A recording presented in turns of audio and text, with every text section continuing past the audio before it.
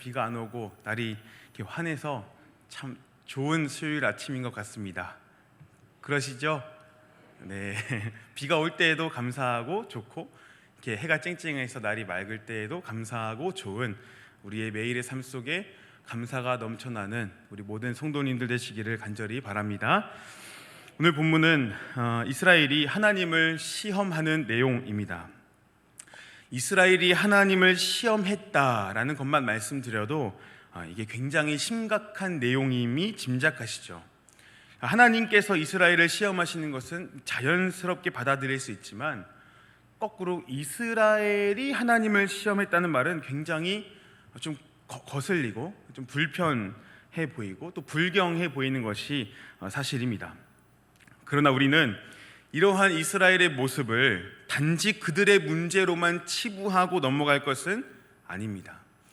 출애굽하여 가나안으로 향하는 그 이스라엘 백성들의 광야 생활은 예수 그리스도를 믿어 하나님의 백성으로 살아가는 오늘 우리들의 현실적인 삶의 모습이기 때문이죠.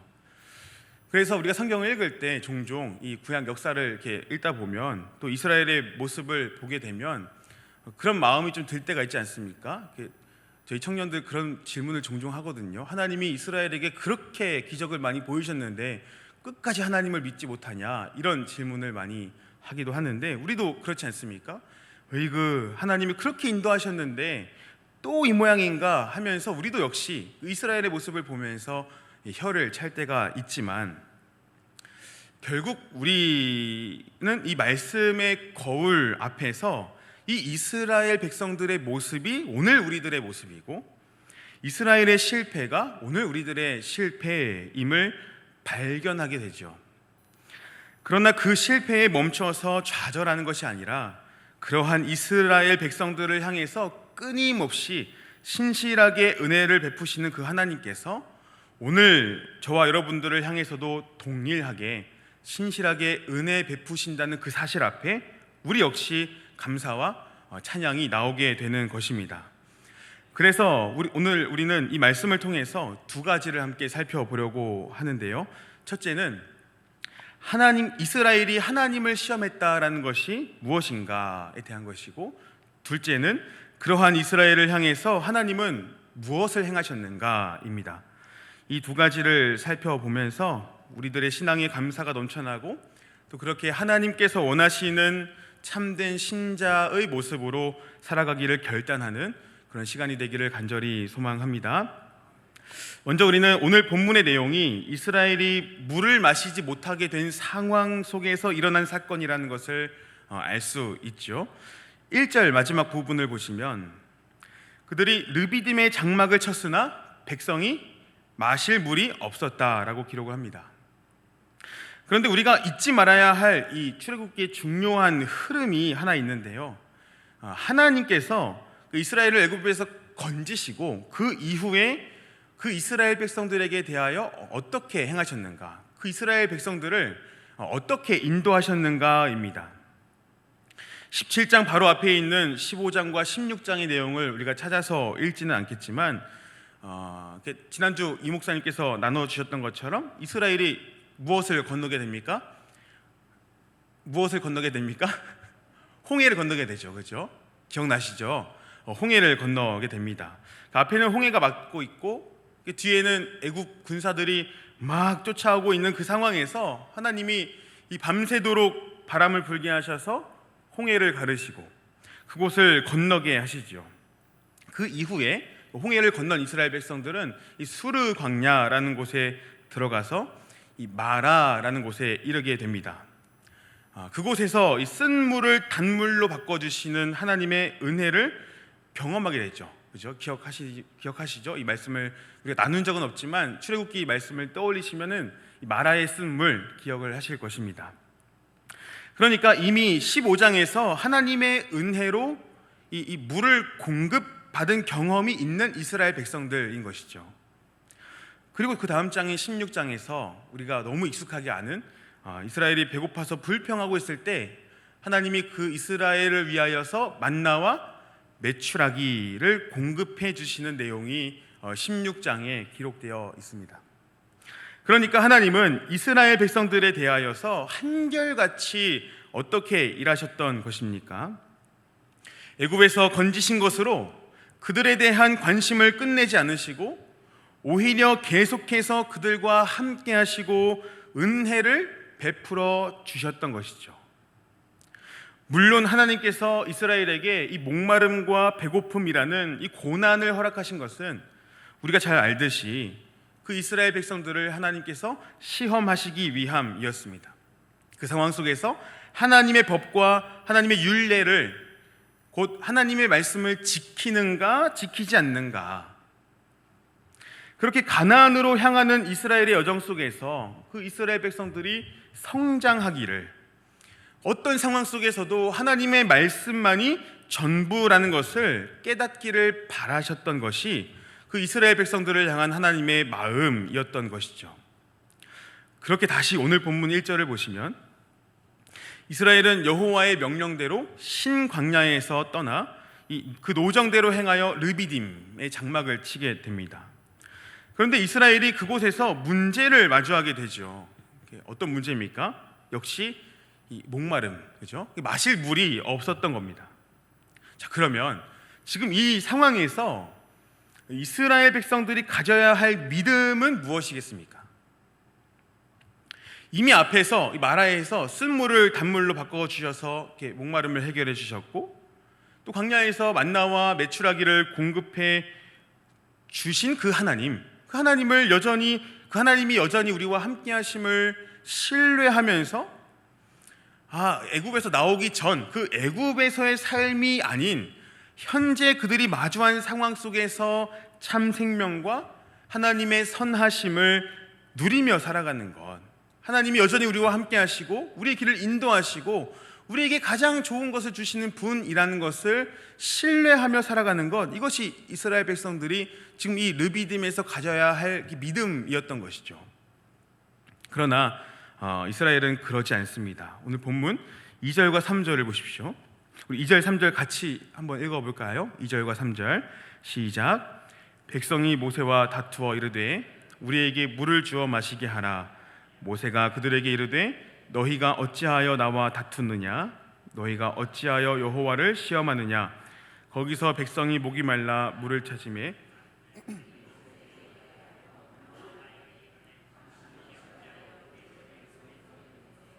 우리와 우리 자녀와 우리 가축이 목말라 죽게 하느냐. 아멘. 이스라엘이 모세와 다투며 말하기를 우리에게 물을 주어 마시게 하라라고 합니다. 3절을 보시면 모세를 원망하면서 좀 더 직접적으로 말하죠. 당신이 어찌하여 우리를 애굽에서 인도해 내어서 우리와 우리 자녀와 우리 가축이 목말라 죽게 하는가, 이렇게 불평을 합니다. 그러니까 지금 이스라엘은 하나님께서 애굽에서 건지셨고 또 자신들에게 신실하게 은혜를 베푸셨음에도 불구하고 여전히 불평으로 가득해 있는 것이죠. 그런데 이것이 단지 물을 마시지 못함에 대한 불평 정도로 보이지는 않습니다. 왜냐하면 2절 마지막 부분을 보시면, 2절 마지막을 보시면 모세는 이러한 불평을 하고 있는 이스라엘을 향하여서 뭐라고 말합니까? 너희가 어찌하여 여호와를 시험하느냐라고 말하고 있기 때문이죠. 그러니까 이스라엘의 불평의 본질은 여호와를 시험함인 것입니다.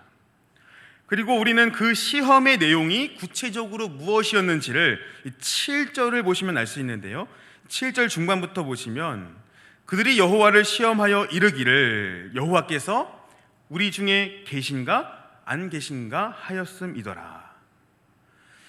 그러니까 이스라엘의 불평은 물을 마시지 못함에 대한 그 어떤 한탄의 형식을, 외적으로는 한탄의 형식을 취하고 있지만 그 불평의 본질은 자신들을 인도하신 하나님에 대한 불신, 하나님이 우리와 함께 계시는가에 대한 그 의심까지 나아갔던 것이죠. 다시 말하면 하나님의 임재를, 하나님의 그 존재와 하나님의 임재하심을 자신들이 직면한 그 문제 해결을 기준으로 판단하였던 것입니다. 이것이 바로 이스라엘이 마사에서 여호와를 시험한 사건입니다. 이스라엘의 이러한 모습은 오늘 우리들의 삶과도 앞에서 말씀드렸던 것처럼 오늘 우리들의 현실을 그대로 보여주는 사건 또는 모습입니다. 제가 초등학생 때 물건을 하나 잃어버린 적이 있었습니다. 근데 어떤 물건이었는지는 중요한 건 아니었던 것 같아요. 기억이 안 나는 거 보니까. 근데 물건을 하나 잃어버렸었는데 이렇게 막 여기저기 찾으려고 열심히 돌아다녔죠. 보통 물건 잃어버리면 왔던 길 돌아가면서 바다 계속 훑어보면서 찾으러 다니지 않습니까? 역시 계속해서 막 돌아다니면서 집안 구석구석도 뒤지고 집으로 왔던 길을 돌아가면서 이렇게 막 열심히 찾았는데요, 도저히 찾을 수가 없는 거예요. 근데 또 지금 생각해보면 중요한 물건이었던 것 같아요. 이렇게 너무 찾고 싶어서 기도를 했어요. 하나님께 어떤 기도를 했냐면, 하나님, 이해하고 들어주세요. 초등학생 노사무엘입니다. 하나님이 계시다면 그 물건 지금 제 눈앞에 눈을 떴을 때 딱 보이게 해주세요. 초등학생 때예요. 네. 제가 하나님 계시다면, 제가 아무리 찾는데 없으니까 하나님 계시다면 제가 눈을 딱 떴을 때 눈앞에 그 물건이 보이게 해주세요라고 기도한 다음에 눈을 정말 기대를 가지고 눈을 딱 떴습니다. 물건이 있었을까요? 없었을까요? 누가 있었다고? 당연히 없었죠. 당연히 없었습니다. 그렇게 해서 기도한 다음에 눈 떴을 때 물건이 눈앞에 딱 있었으면 아마 이상한 길로 갔을 거예요. 이렇게 잃어버린 물건 찾아드립니다 하면서 막 명함 하나 팠을 것 같은데 없었습니다. 당연히 없었어요. 아무쪼록 당시에는 그냥 그렇게 넘어갔어요. 이렇게 물건 못 찾았지 하면서 그냥 넘어갔지만, 나중에 이렇게 좀 성장한 다음에 그때의 모습이 막 기억이 났었습니다. 그때의 모습의 어떤 저를 돌아볼 때 내가 왜 그렇게 기도했을까, 그런 생각이 좀 들더라고요.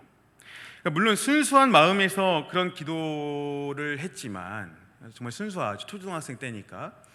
근데 그 기도의 내용만 볼 때는 사실 그렇게 올바른 기도는 아닌 것 같아요. 물론 이렇게 간절함, 정말 그 간절함의 표현일 수도 있겠지만 엄밀하게 그 내용을 살펴보면 올바른 기도는 아닌 것이 분명합니다. 하나님 살아계시다면, 하나님 계시다면 제가 눈을 떴을 때 그 물건이 제 앞에 있게 해주세요. 눈을 떴을 때 눈앞에 물건이 보이면 하나님 계신 거고, 안 보이면 안 계신 거고, 그런 게 아니지 않습니까? 그런데 이러한 방식을 가지고 하나님께 나아가는 것이 오늘 우리들의 모습이라는 것이죠. 조금 다르게 말해보면 우리가 마주한 문제, 어떤 문제가 해결되는 것으로서 하나님의 임재와 그분의 보살피심을 증명하려 할 때가 참으로 많습니다. 가령 한국교회 안에 만연했던 예수를 믿으면 복을 받는다라는 말 자체만 생각해 볼 때도 동일하게 우리는 생각해 볼 수 있습니다. 감사하게도 요즘에는 그런 시기를 잘 지나간 것 같지만, 예전에는 예수를 믿으면 복 받는 것이 하나의 어떤 그 신앙의 표준이 되기도 했지 않습니까? 그래서 간증 이야기의 대부분은 경제적으로 힘들었던 시기에 예수님을 만났더니 잘 되었다는 이야기, 예수님을 만났더니 사업이 잘 풀렸다는 이야기들로 가득했던 이 한국 교회의 모습이었지요. 또 그런 가시적인 우리들이 눈으로 볼 수 있는 그런 변화들로서 하나님이 함께 하셨다는 것을 증명하려고 하는 그런 신앙의 형태들이 굉장히 보편적이었습니다. 하나님이 함께 하시면 모든 일이 잘 풀리고 복을 받을 것이라는 그 어떤 기대가 신앙의 동력이 되기도 했죠. 결국 기독교 신앙은 계속해서 성공적인 삶을 지향해야 하는, 그렇게 기독교 성공주의가 자리 잡게 되어서 하나님의 존재 또는 하나님의 그 함께 하심을 세상에서의 성공과 우리가 마주한 문제 해결 안에서 찾고, 또 그것으로서 증명하려고 하는 형태가 교회 안에 자리를 잡았던 것입니다. 반대의 측면도 있죠. 반대의 측면, 우리가 마주한 문제 해결을 통해서 하나님의 임재와 하나님의 함께하심, 또 하나님의 하나님 되심을 찾으려 하는 것도 우리가 지양해야 하는 신앙의 모습이지만, 그 반대의 측면도 있습니다. 반대도 마찬가지예요. 우리가 어려운 상황과 또 고통스러운 어떤 문제를 마주할 때 우리 안에 자연스럽게 파고 들어오는 생각, 예컨대 하나님이 나와 함께 계시는가? 하나님이 계시기는 하는 건가?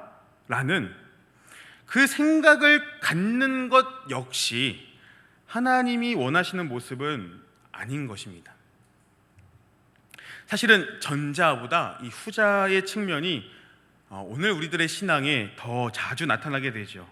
우리가 잘됨으로써 하나님의 하나님 되심을 찾으려 하는 것보다 우리가 어려운 환경과 고난 중에 놓이게 될 때 하나님의 존재를 의심하게 되는 것이 사실 이 세상을 살아가는 연약한 우리들의 삶 속에 더 자주 나타나게 되는 것 같습니다. 그만큼 우리가 예수님을 믿고 살아가는 삶의 자리가 세상적인 형통의 자리가 아니라 이 고난과 고통의 자리이기 때문에 그렇지요. 그러나 하나님은 고난 중에도 변함없이 함께 하시는 분이시고, 오히려 하나님은 그러한 고난을 통하여서 오늘 우리들을 성장시키시고, 이러한 고난의 상황 속에서 하나님만이 우리들의 모든 것 되심을, 우리의 전부 되심을 더욱 붙들도록 인도하시는 분이심을 우리 모두가 꼭 기억하셔야 합니다. 그래서 우리가 신앙생활을 하면서 이렇게 얼른 마음을 잘 붙잡아야 하는 것이죠. 예수를 믿으면 복을 받는다는 생각 또는 그런 기대는 우리가 신앙생활하면서 빨리 내려놓을수록 신상해졌습니다. 그러한 것으로서 예수 그리스도를 믿는 믿음을 증명하려 해서는 안 되는 것이죠. 우리는 예수를 믿음으로 복을 받는 것이 아니라 복 자체이신 예수님을 믿는 것입니다. 예수님을 수단으로 하여서 세상을 얻는 것이 아니라 예수님을 얻은 존재, 예수 그리스도의 얼굴에 있는 하나님의 영광을 아는 빛이 우리 마음 가운데 비추어진 것, 그 자체로서 이미 우리들은 복 있는 사람들임을 꼭 기억하시는 우리 모든 성도님들 되시기를 간절히 바랍니다. 다시 본문으로 오셔서, 지금 이스라엘은 하나님이 자신들의 문제를 당장 해결해 주시지 않으니까 시험했던 것이죠. 그 시험의 내용 무엇입니까? 하나님이 우리 중에 계신가 안 계신가?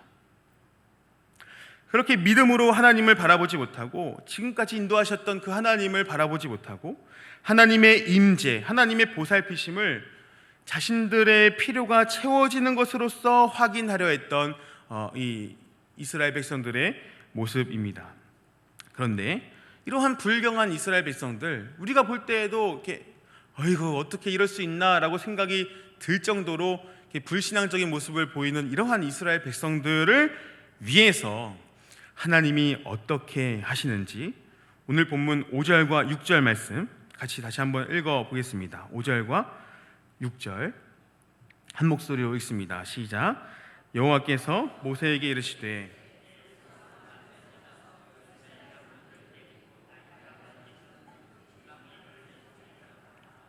내가 호렙산에 있는 그 반석 위 거기서 내 앞에 서리니 너는 그 반석을 치라. 그곳에서 물이 나오리니 백성이 마시리라. 모세가 이스라엘 장로들의 목전에서 그대로 행하니라. 아멘. 하나님이 이 모세에게 이스라엘 장로들을 데리고 백성 앞을 지나가라 이렇게 하십니다. 그리고 지팡이를 손에 잡고 가라 하시는데, 여기 어떤 지팡이라고 합니까? 나일강을 치던 지팡이죠. 그렇죠? 나일강을 치던 지팡이를 들고 가라 하십니다. 하나님은 모세야 지팡이를 들고 가라 이렇게 말씀하지 않으시고 이 나일강을 치던이라는 말을 꼭 붙여서 말씀을 하십니다. 이 시점에서 나일강을 친 지팡이 무엇을 의미합니까? 우리가 10가지 재앙을 이렇게 다 이렇게 상세하게 나누어서 이렇게 온 것은 아니지만, 이게 첫 번째 재앙, 이렇게 심판을 의미하죠. 그렇죠? 심판. 모세가 애굽에 있을 때 하나님이 명령하신 대로 이 지팡이로 나일강을 쳤을 때 그 강물이 무엇이 되었습니까? 피로 변하였죠. 애굽을 심판하시는 하나님의 역사이죠. 지금 아마 모세는 백성들이 이렇게 물이 없어서 하나님을 시험하는, 그러니까 이스라엘이 마실 물이 없어서 하나님을 시험하는 이 시점에서 하나님께서 나일강을 치던 지팡이를 들라고 하신 그 말씀을 모세가 들었을 때 어떤 마음이었을까요?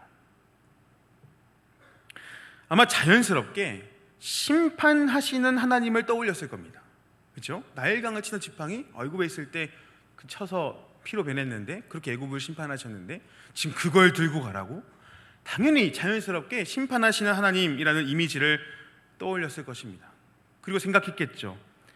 나일강을 피로 바꾸며 애굽을 심판하셨던 그 하나님이 지금 여기서 물을 요구하며 하나님을 시험하고 있는 이 이스라엘을 심판하시는구나, 그런 생각을 자연스럽게 했을 것입니다. 그런데 우리는 그 다음 절인 6절에서 조금 의아한 말씀을 보게 되죠. 6절 보시면 하나님이 이렇게 말씀하시는 겁니다. 내가 호렙산에 있는 그 반석 위 거기서 내 앞에 서리니 너는 그 반석을 치라. 지금 상황은 모세가 나일강을 치던 지팡이를 들고 장로들과 함께 백성 앞을 지나갑니다. 그리고 반석을 마주보게 되죠. 그리고 하나님은 그 반석을 치라고 명하십니다. 중요한 것은 내가 그 반석 위 거기서 너의 앞에 서리니. 여러분, 여기 내가에서 지금 말씀하신 주체, 내가에서 나는 누구죠? 누구시죠? 하나님이시죠. 그죠? 하나님이십니다.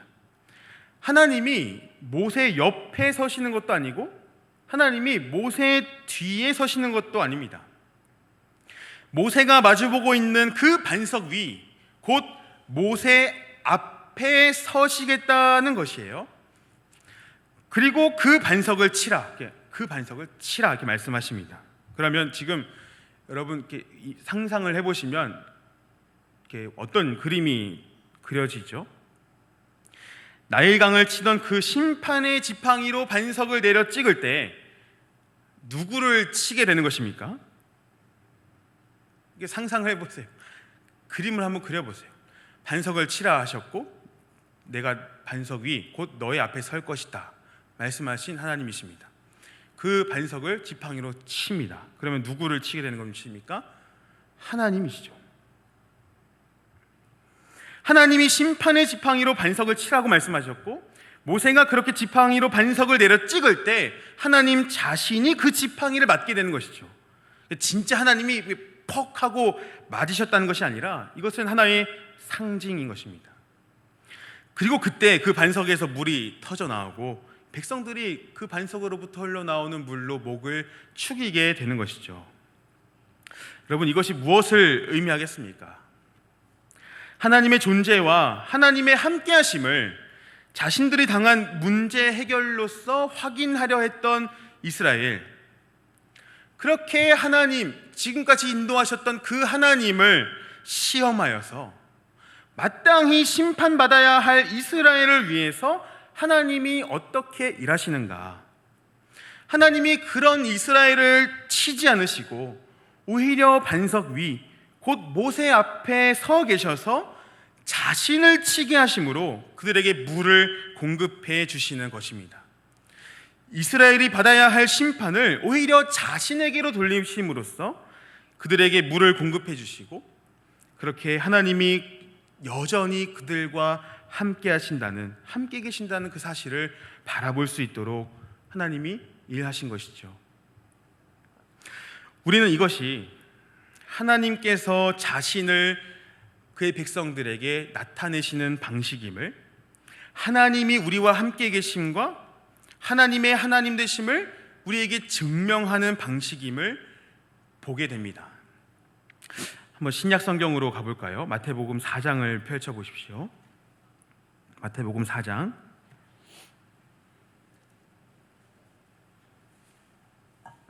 신약 성경 4페이지입니다. 마태복음 4장. 이 마태복음 4장에는 그 예수님께서 시험을 받으시는 내용이 기록되는데, 마귀가 이제 예수님께 그 거는 시험, 두 번째 시험이 이런 것입니다. 6절부터 보시면 예수님을 성전 꼭대기에 세우고 이렇게 말하죠. 네가 만일 하나님의 아들이거든 뛰어내리라. 기록되었으되 그가 너를 위하여 그의 사자들을 명하시리니 그들이 손으로 너를 받들어 발이 돌에 부딪히지 않게 하리로다 하였느니라 라고 말합니다. 그러니까 마귀가 예수님을 이렇게 유혹하는데 이런 방식으로 유혹하는 거죠. 성전 꼭대기에서 뛰어내려서 하나님의 보호하심을 받아라. 그러니까 하나님의 보호하심을 이렇게 받음으로써 하나님의 살아계심과 하나님의 능력을 증명해내라. 이렇게 유혹하는 겁니다. 하나님이 자기 백성을 보호하시는 분이시라면 하나님의 아들인 당신이 뛰어내렸을 때 하나님의 아들인 당신을 땅에 떨어져 죽음으로 내몰지 않을 것이 분명하니까 뛰어내려서 그 고난에서 건지시는 하나님을 나타내고 그렇게 하나님이 함께 하심을 한번 보여봐라 라고 말한 것이죠. 근데 그에 대한 예수님의 응답, 그 시험을 이기시는 예수님의 모습이 7절에 기록됩니다. 7절을 우리 함께 한 목소리로 읽어보겠습니다. 시작. 예수께서 이르시되 또 기록되었으되 주 너의 하나님을 시험하지 말라 하였느니라 하시니. 아멘. 예수님은 이렇게 말씀하시죠. 주 너의 하나님을 시험하지 말라 하신 기록된 말씀을 가지고 이 시험을 이기십니다. 그러니까 예수님께서 인용하시는 이 말씀은 신명기 6장의 말씀입니다. 신명기 6장은 모세가 이스라엘 백성들에게 지난 과거를 돌아보면서 다시 말씀으로 교훈하는 내용이 기록되어 있죠.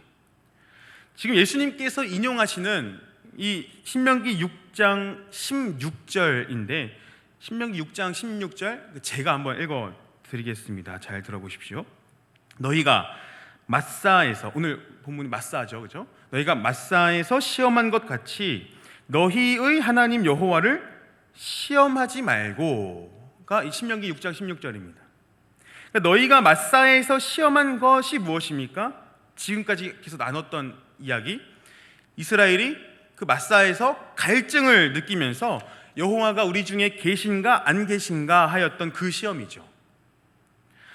고난과 고통의 문제, 자신들이 마주한 그 문제를 해결하시면 함께 계시는 것이고 그렇지 않으면 안 계시는 것이라 여겼던 그 시험입니다. 예수님은 이 말씀을 가지고, 이 신명기 말씀을 가지고 마귀의 유혹을 이겨내십니다. 뛰어내리면 하나님이 건져내실 것이라는 그 유혹, 그러한 고난과 고통의 길로부터 건짐을 받음으로써 하나님의 임재를 증명하라는 그 유혹을 이 신명기 말씀을 인용하시면서 이겨내신 것이죠. 무슨 말입니까? 예수님은 자신이 고통에서 벗어나는 것, 그런 어떤 영광의 길로서 하나님의 하나님 되심을 증명하려 하시지 않으셨습니다. 오히려 십자가의 방식을 통해서 자신을 드러내시기를 기뻐하신 그 하나님을 끝까지 신뢰하면서 그 고난과 십자가의 죽음으로써 하나님의 영광을 온 세상에 비추기를 바랐던 것이 바로 예수님의 모습인 것이죠. 그리고 우리는 사도 요한의 증언에 따라서 이 로마 군인이 십자가에 달리신 예수님의 옆구리를 창으로 찔렀을 때 예수님으로부터 물이 터져 나왔음을 신약 성경을 읽으면서 알게 됩니다. 영원히 마르지 않는 샘, 우리의 모든 영적인 갈증을 해결해 주는 생수가 흘러 넘치는 것이죠. 그렇게 하나님의 아들이신 예수님 자신이 십자가에서 심판과 그 모든 진노를 감당하심으로 오늘 우리들을 향한 하나님의 사랑, 하나님의 함께하심이 증명된 것입니다. 하나님은 이러한 방식, 곧 자기를 치심으로 우리에게 하나님의 하나님 되심을 나타내기를 기뻐하신 줄 믿습니다. 오늘 우리들이 마주한 문제, 고통과 고난의 문제가 해결되는 것을 넘어서 하나님 자신이 십자가의 아들을 내어놓으심으로 하나님이 우리를 떠나 계시지 않으시고 우리를 버리지 않으시고 세상 끝까지 함께 계심을 보이신 것이죠. 그러니 오늘 우리가 함께 나눈 이 출애굽기 말씀은 하나의 모형이 되는 것입니다. 모세가 심판의 지팡이로 찍어내릴 때 반석에서 물이 터져 나온 것은 그리스도의 십자가를 예표하는 것입니다. 그래서 사도 바울이 그런 말을 하지 않습니까? 고린도전서 10장에서 그 반석은 곧 누구라고요? 그리스도시라. 하나님 자신을 치심을 당하심으로 백성들에게 물을 공급하셨던, 그들의 이 영적인 갈증을 해결해 주셨던 그 하나님의 일하심이 오늘 성경을 통해서 우리가 볼 수 있는 것입니다. 이제 말씀을 맺겠습니다. 오늘 우리들이 매일 십자가 앞에 서야 하는 이유가 바로 여기에 있습니다. 우리는 늘 우리가 마주한 문제가 해결되는 것으로서 하나님의 살아계심을 찾으려 하죠. 하나님이 함께 계시지 않기에 내가 이런 어려움을 당한다고 생각하게 될 때가 참 많습니다. 사실 그렇죠. 힘든 일을 마주할 때, 정말 고통스러운 문제, 그런 상황 속에 놓여 있을 때 하나님 지금 나와 함께 계시는 거 맞습니까? 하나님이 함께 계시면 왜 나에게 이런 일이 일어납니까? 라는 그런 불평 또는 원망, 어떤 서운함, 그런 일들이 우리들이 살아가는 이 신앙의 여정 속에 종종 마주하게 됩니다. 또 사단은 늘 그렇게 우리를 유혹해 오죠. 그렇죠? 그러한 상황에 놓여 있는 우리를 유혹해 옵니다. 그런 모양으로 사는데 너 여전히 그 모양인데 하나님이 너와 함께 하시는 거 맞냐고, 하나님이 함께 하시면 좀 잘 돼야 되는 거 아니냐고, 하나님 함께 하시면 병도 빡빡 낫고 물질도 빡빡 생겨나고 잘 살게 되어야 하는 것 아니냐고 유혹해 옵니다. 그러나 사랑하는 여러분, 오늘 말씀을 통해서 우리 모두가 십자가에 달리신 그리스도를 더욱 믿음으로 바라보게 되기를 바랍니다. 십자가에 달리신 그리스도를 믿음으로 바라봅시다. 하나님의 하나님 되심이 어디에서 나타났는가? 우리를 향한 하나님의 사랑, 우리와 함께 계신다 하신 그 임마누엘 하나님의 사랑이 어디에서 확증되었는가? 우리를 위해서, 심판받아야 할 마땅한 우리를 위해서 독생자를 보내시고 그 뜻에 순종하여 고난과 십자가의 죽음을 홀로 다 감당하신 우리의 반석 되신 예수 그리스도, 또 그렇게 우리에게 성령님을 보내주셔서 우리 영혼의 참된 만족과 기쁨을 누리게 하신 그 삼위 하나님의 일하심을 통하여 우리는 하나님의 영광과 하나님의 임재를 누리게 되는 것입니다. 그러니 이 신앙의 여정을 걸어갈 때, 이 신앙의 여정 속에서 정말 광야와 같은 이 세상을 살아갈 때 언제나 우리와 함께 계시는 하나님을 믿음으로 바라보고 그렇게 하나님의 말씀만을 따라 살아가면서 하나님만이 우리의 전부 되심을 늘 고백하며 살아가는 우리 모든 성도님들 되시기를 바랍니다. 그리고 이러한 그 과정들, 그러한 신앙의 내용들이 우리들의 간증이 되어서 예수님 믿으면 잘 되고 예수님 믿으면 복 받는다라는 어떤 피상적이고 공허한 외침이 아니라, 비록 우리들의 삶에 고난이 있지만, 여전히 우리가 어려운 환경 속에 놓여 있지만 하나님이 우리와 함께 계심으로 인하여서 우리는 진정한 감사와 진정한 기쁨을 누릴 수 있음을, 결코 우리가 홀로 이 세상을 살아가는 것이 아님을, 선하신 하나님이 신실하신 사랑으로 우리를 지금도 인도하고 계심을 우리의 모든 언어와 삶으로 나타냄으로써 세상에 하나님의 영광을 비추는 삶을 살아낼 수 있는 그런 멋진 하나님의 백성의 삶을 결단하며 나아가는 우리 모든 성도님들 되시기를 주님의 이름으로 축복합니다. 말씀 기억하면서 우리 함께 찬송가 부를까요? 540장 주의 음성을 내가 들으니 함께 찬송하겠습니다.